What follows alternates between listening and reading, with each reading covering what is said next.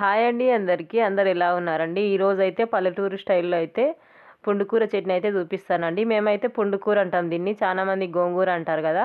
ఇక మా పల్లెటూర్లలో అయితే పుండుకూర అంటామండి మేమైతే దీనిని. ఈ చట్నీ వేడి వేడి అన్నంలో కలుపుకొని తింటే సూపర్‌గా ఉంటుందండి టేస్ట్ అయితే.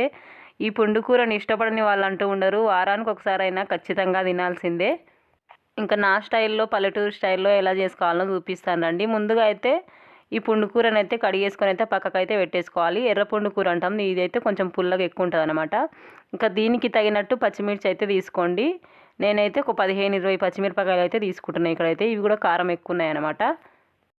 స్టవ్ పైన బాండి పెట్టుకొని ఒక స్పూన్ ఆయిల్ అయితే వేసుకొని పచ్చిమిర్చి అయితే ముందుగా అయితే వేపేసుకోండి పచ్చిమిరపకాయలను. అవి కొంచెం వేగిపోయిన తర్వాత కడిగేసి పెట్టుకున్న పుండుకూర ఉంటుంది కదా, అది కూడా వేపేసుకొని తర్వాత 2 పెద్ద సైజు టమాటాలను అయితే కట్ చేసుకొని వేసుకోండి.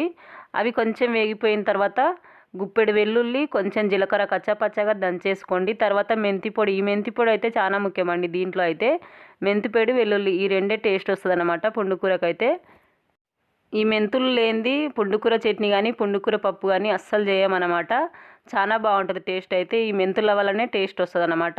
ఖచ్చితంగా మెంతులు అయితే వేసుకోవాలి. ఇక్కడైతే మెంతులు, వెల్లుల్లి అయితే వేసుకోవాలి. అవన్నీ వేసుకొని కలిపేసుకొని అవన్నీ ఉడికిపోయిన తర్వాత పక్కకైతే పెట్టేసుకోండి. ఇక్కడ నేను మెంతి పొడి ముందే తయారు చేసి పెట్టుకున్నాను అనమాట. అందుకే మెంతి పొడి వేసిన.